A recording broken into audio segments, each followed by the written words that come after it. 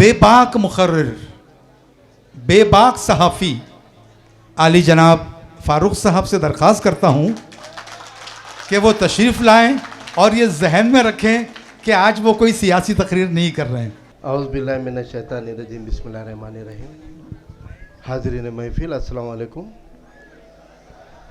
इस प्रोग्राम की और मुल्क की सियासत के रूह रवां आली जनाब प्रकाश अम्बेडकर साहब, आज के प्रोग्राम के सदर मोहतरम असलम मिर्ज़ा साहब, डायस पे तशरीफ़ फरमा इर्तिखाज़ अफजल साहब, मखदूम फ़ारूकी साहब, मौलाना मोइज़ुद्दीन फ़ारूकी साहब, नायब अंसारी साहब, नूरुल हुसनैन साहब, मोहम्मद वसील साहब, अब्दुल वाहिद फ़ारूकी साहब, जावेद कुरैशी साहब, सिद्धार्थ मुकले साहब, अमित भुईगर साहब, अफसर खान साहब और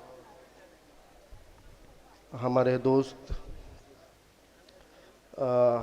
जिनकी खूबसूरत निज़ामत के साथ में प्रोग्राम आगे बढ़ रहा है, अबू बकर रहबर साहब, और जिनकी किताब का इजरा यहाँ हो रहा है वो नौजवान तैयब ज़फ़र साहब, और यहाँ के सभी औरंगाबाद शहर के मौजूद शख्सियत भाइयों और बहनों, ख़ास तौर से नौजवान।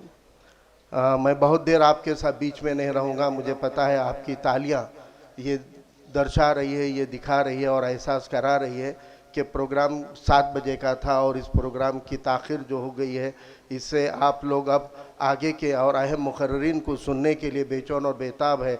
आप लोग सदर महफ़िल को सुनना चाहते हैं, आप लोग प्रकाश अम्बेडकर साहब को सुनना चाहते हैं, इसलिए मैं बहुत देर आपके बीच में नहीं रहूँगा। लेकिन एक दो चीज़ें हैं जो कि एक किताब का यहाँ पर जो इजरा होने जा रहा है, एक किताब की लॉन्चिंग होने जा रही है, तो आम तौर पे ये देखा गया है कि आज हमारी जो कौम है, ख़ास तौर से अक़लियती मुसलमानों को इस मुल्क के अंदर सबसे ज़्यादा मज़लूम कौम के तौर पे देखा जा रहा है। और गुज़िश्ता 20 से 30 सालों के जो वारदात है, मैं खाली ये 2014 के बाद का नहीं मानता हूँ, लेकिन पिछले 30 से 40 साल का जो अरसा रहा है, इसने ये साबित कर दिया है कि मुसलमान इस कौम के अंदर बहुत बड़े मजलूम तबके के तौर पे उभर रहे हैं। जब सेक्युलर जमातें भी यहाँ पे हुकूमत करती थी, तब हमको ISI एजेंट से लेकर दहशतगर्द तक स्टैम्प करने का काम किया जाता था। हमारे यहाँ पर मुल्क के अंदर कि जितने भी अलग अलग टाइप के हमारे ऊपर जो जुल्म है, मैं उसकी पूरी फहरिस्त को बयान नहीं करता हूँ, लेकिन यहाँ पर ये बात हम सब मानते हैं कि आज मुल्क के अंदर एक सबसे बड़े मजलूम तबके के तौर पे मुसलमान है। कोई भी कौम मजलूम तब बनती है जब उसको जुल्म सहन करने की आदत हो जाती है, जुल्म को सहन करना उसका मिजाज बन जाता है, तब वो कौम मजलूम बन जाती है। लेकिन जिस कौम के अंदर लिखने वाले होते हैं, जिस कौम के अंदर बोलने वाले बेबाक लोग होते हैं, वो कौम कभी भी मजलूम नहीं होती है। आज अल्हम्दुलिल्लाह हमें यहाँ पे तज़किरा किया गया है, यहाँ बताया गया है कि नबी करीम सल्लल्लाहु अलैहि वसल्लम ने हमको 7वीं सदी में जो आइन दिया है, 7वीं सदी में जो रास्ता दिखाया है, वो इतना मुकम्मल रास्ता है कि उस रास्ते ने पूरी दुनिया के डायमेंशंस को बदलने का काम कर दिया। लेकिन क्या बात है कि उतना बड़ा पावरफुल एक हमारे पास में असर रखने वाली चीज़ें और रहनुमाइयाँ होने के बावजूद हम लोग क्यों और कैसे मजलूम कौम बन गए हैं, इसके ऊपर भी गौर और फिक्र करने की ज़रूरत है। इस प्रोग्राम की कामयाबी जिस तरह हम देखते हैं कि डायस के ऊपर आली जनाब प्रकाश अम्बेडकर साहब से लेके उर्दू अदब के बड़े बड़े मौजूद शख्सियात यहाँ पे मौजूद है, इनके सिर्फ इन लोगों की मौजूदगी से ये प्रोग्राम कामयाब नहीं हुआ है। ये प्रोग्राम कामयाब इसलिए हो रहा है, इस प्रोग्राम के अंदर मैं पहली बार देख रहा हूँ कि अक्सरियत में नौजवान बैठे हुए हैं, नौजवान तशरीफ़ लाए हैं, नौजवान ऐसी एक तरतीब और एक तकरीब को सुनने के लिए यहाँ पर आए हैं। इस प्रोग्राम की कामयाबी आप लोगों की मौजूदगी की वजह से, इसलिए यहाँ पर ये चीज़ आप लोगों को मुझे बताना अपना फ़र्ज़ लगता है कि आज इस मुल्क के अंदर हमारे कौम को जब पूछा जाता है कि आपको मुस्तक़बिल में क्या बनना है, तो मैं हमेशा अफसोस के साथ कहता हूँ कि अहदे तो बताए जाते हैं, लेकिन नेक किरदार की तरफ कोई नहीं जाता। इसलिए आज हमारे नौजवानों को एक नेक किरदार को, अपने आप को नेक बनाने को लेकर काम करने की बहुत ज़्यादा ज़रूरत है। हम देखते हैं कि इस मुल्क के अंदर अभी बहुत बार बार कहा गया कि हर एक कामयाब सियासतदान जो होता है वो सहाफ़ी होता है, तो हर सहाफ़ी लेकिन कामयाब सियासतदान नहीं होता। ऐसा ही है जैसे कि एक झूठे ने कह दिया कि मैं चाय बेचता था, तो हर चाय बेचने वाला झूठा नहीं होता।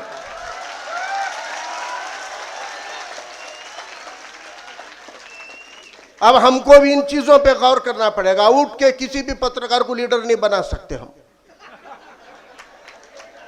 नहीं बना सकते। आपकी मोहब्बतों ने और अली जनाब प्रकाश अंबेडकर साहब के इन कोशिशों ने अलग अलग तजुर्बे किए हैं। सब लोग तवक्को जता रहे हैं, प्रकाश अंबेडकर साहब से तवक्को जता रहे हैं। उन्होंने हमारी तवक्को के मुताबिक हर कदम पे काम किया है।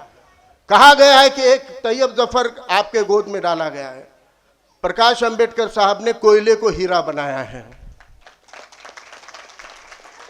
हीरे को ताज में मढ़ने का दमखम रखते हैं, लेकिन ताज के अंदर ताकत है क्या उस हीरे को अपने अंदर मढ़ने देने की और संभाल के रखने की? सवाल दोनों तरफ से होता है। तैयब जफर के आर्टिकल को हमने ट्रांसलेट करके पढ़ा है। मैं उर्दू का ऐसा बदनसीब आशिक हूं जिसकी तालीम नॉन उर्दू लैंग्वेजेस में हुई है, लेकिन हमने उसके बावजूद हर बार उर्दू को तर्जुमे करके पढ़ा है। और उर्दू को पढ़ने के बाद, उनके आर्टिकल को पढ़ने के बाद जो तड़प तैयब जफर की कलम के अंदर मुझे नजर आई, वो चाहते हैं कि हम और हमारे नौजवान सियासत की तरफ आए, समाजियत की तरफ आए। वो एक ऐसे तालिब इल्म है जिनके अंडर में आज 22 बच्चों ने 25 दिन के अंदर शायरी के ग्रामर को सीखने का काम किया है, जो अपनी पीढ़ी को आगे बढ़ाना चाहता है। नए नए नौजवानों को हमारे नांदेड़ जिले के किनवट से इतना लंबा फासला तय करके एक शागिर्द उनके हैं जो आते हैं उनसे सीखने के लिए शायरी कैसे की जाती है, उसका ग्रामर सीख रहे हैं। उनकी तड़प है कि हमारे अंदर सियासत आनी चाहिए और एक अच्छी सियासत आनी चाहिए। उन्होंने मदनी नबी करीम सल्लल्लाहु अलैहि वसल्लम के मदनी जिंदगी के, वहां के मदीना के दस्तूर के ताल्लुक से भी आर्टिकल्स लिखे हैं। आज हमारे पास में जरूरत ये नहीं है कि हमारे पास सियासतदान बढ़े, बाकिरदार सियासतदान बढ़ने चाहिए। जो हमारे बुनियाद होती है सियासत में, खिदमत खल्क का जज्बा और जाती मफादात की कुर्बानी देना अगर किसी को नहीं आता है तो वो किसी तरह सियासतदान या कोई हमारा लीडर या कायद नहीं बन सकता। क़यादत की बेसिक प्रिंसिपल ये कि खिदमत खल्क का जज्बा होना चाहिए और अपने जाती मफादात, अपने कौम के, मुल्क के हक में कुर्बान करने की तैयारी होनी चाहिए। अगर आप अपने मफादात की कुर्बानी नहीं दे सकते और खिदमत खल्क का जज्बा आप में नहीं है तो वो कभी भी बेहतर क़यादत नहीं बन सकती है। और समझ लो इस मुल्क का सिस्टम तुमको कभी भी नहीं चाहता है कि तुम अपने कौम और मुल्क के लिए उसका काम करो। मैं एक ही मिनट लेकर अपना एक ही मिसाल देकर अपनी जगह लेना चाहता हूँ। मौलाना अबुल कलाम आज़ाद से ज़्यादा दीनी तालीमी शख्सियत और क़यादत मुझे नहीं लगता कि आज मौजूदा दौर में हम कहीं देख सकते हैं। इतनी उम्दा, इतनी ऊंची क़यादत हमको मिली थी, लेकिन जब कॉन्स्टिट्यूएंट असेंबली के अंदर पॉलिटिकल रिजर्वेशन देने की बारी आई, डॉक्टर बाबा साहब अंबेडकर जी ने मौलाना आज़ाद को बुलाकर अपने घर पे कहा कि अगले हफ्ते में इस तारीख को मैं पॉलिटिकल रिजर्वेशन का बिल ला रहा हूं और आपसे मेरी तवक्को है कि आप खड़े रहकर मुसलमानों के पार्लियामेंट के अंदर नुमाइंदगी के ऊपर आप आवाज उठाइए। आपके उस क्यूरी को मुद्दा बनाकर मैं कॉन्स्टिट्यूशन के अंदर मुसलमानों के पॉलिटिकल रिजर्वेशन की गारंटी लूंगा। मौलाना आज़ाद ने सारे मुद्दे, सारी डिस्कशन करके चले गए। जिस दिन कॉन्स्टिट्यूएंट असेंबली की मीटिंग थी, उस दिन मीटिंग से पहले मौलाना अबुल कलाम आज़ाद साहब वहां पर मौजूद थे, लेकिन जब मीटिंग शुरू हो गई तो मौलाना अबुल कलाम आज़ाद उस मीटिंग में शरीक नहीं थे। डॉक्टर बाबा साहब अंबेडकर ने 1956 में मोहम्मद अली रोड पर अपने तकरीर में कहा, जो महाराष्ट्र सरकार के doctor Ambedkar thoughts and speeches की किताब के अंदर छपी हुई तकरीर है बाबा साहब की, बाबा साहब ने कहा कि तुम मौलाना आजाद को मुसलमानों का नेता मत मानो। अगर वो मुसलमानों के नेता होते तो उस दिन कॉन्स्टिट्यूंट असेंबली के अंदर मौलाना आजाद रिजर्वेशन का मुद्दा रख देते तो मुसलमानों में तुम्हारे को सियासी रिजर्वेशन दे सकता था, देना चाहता था। जब मैंने ये पढ़ा तो मुझे अफसोस हुआ कि वो शख्सियत को आज भी मैं बहुत एहतराम करता हूं। मौलाना अबुल कलाम आजाद ने अपनी शिनाख्त के साथ उस जहरीले माहौल के अंदर अपने वजूद को बरकरार रखा। उस लोहा सिफत शख्सियत के बारे में जब ये बाबा साहब की तकरीर पढ़ी तो लगा कि ये ऐसे कैसे हो सकता है। लेकिन बाद में जब मौलाना अबुल कलाम आजाद की बायोग्राफी को आप पढ़ते हैं तो तब आपको पता चलता है कि उनको उस कॉन्स्टिट्यूंट असेंबली के अंदर इस मुद्दे को उठाने के लिए नेहरू जी ने पाबंद कर दिया। कह दिया कि आज आप रिजर्वेशन का, मुसलमानों के रिजर्वेशन का मुद्दा रखने वाले हो। मौलाना आजाद ने कहा कि जी हां मैं रखने वाला हूं। तो नेहरू जी ने कह दिया कि आप वो मुद्दा नहीं रखोगे। क्या इस्लाम में जातियां होती है? अगर इस्लाम में जातियां नहीं है तो जाति आधारित आरक्षण की मांग भी आप नहीं करोगे। तो मौलाना आजाद ने सोचा कि अगर कॉन्स्टिट्यूंट असेंबली में रहते हुए मेरे कौम का मुद्दा उठाने का मुझे मौका नहीं दिया जा रहा है तो फिर मैं वहां रह कर क्या करूंगा, इसलिए वहां न रहना मुनासिब है बोलकर वो वहां पे मौजूद नहीं थे। हमको इस मुद्दे को समझने की जरूरत है कि सिस्टम कभी नहीं चाहेगा कि किसी भी दौर के मौलाना अबुल कलाम आजाद पार्लियामेंट में खड़े रह के अपने कौम का हक मांगे। आपको मौका तब दिया जाता है जब आपकी जुबान काट के गिरवी रख दी जाती है, तब आपको बोलने के लिए खड़ा किया जाता है। आपके कदमों को काट दिया जाता है, फिर आपको दौड़ने के लिए खड़ा किया जाता है। जमहूरियत के निजाम को और सियासी तौर और तरीकों को, सिस्टम को समझना जरूरी है। और जहां पर आपको कदम दिए जाते हैं वहां पे आप उनको दौड़ने का मैदान नहीं देते। जहां पे आपको मौका दिया जाता है वहां पे हम उनको साथ नहीं देते।